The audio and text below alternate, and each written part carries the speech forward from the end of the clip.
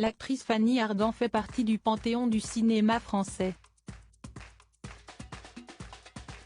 Si peu de comédiens peuvent se targuer d'une telle carrière, elle a également formé avec un immense cinéaste français un couple emblématique du 7e art.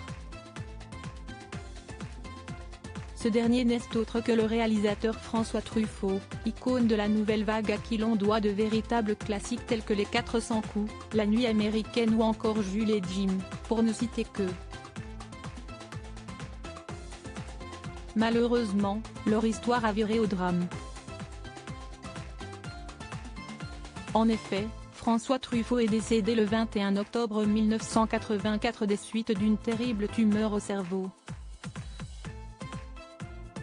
Et ce alors que l'actrice venait d'accoucher de la deuxième de ses 3 filles, Joséphine. Sa première fille Lumière est née en avril 1975 de son amour avec Dominique Léverde, sa 3e fille prénommée Baladine en avril 1989 et est issue de son union avec Fabio Conversi.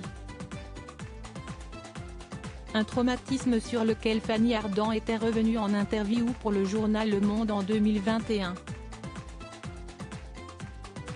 Il est mort et tout a sombré très jeune.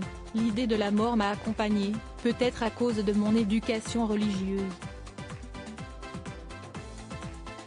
Je n'ai pas attendu de la connaître pour savoir qu'elle arrivait très vite, j'ai toujours eu le sentiment de l'éphémère.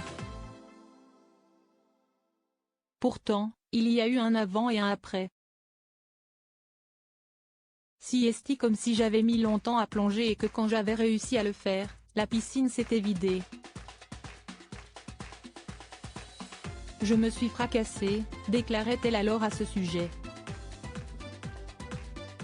Son couple avec François Truffaut, l'homme de sa vie, demeure pour autant mythique dans l'histoire du cinéma français.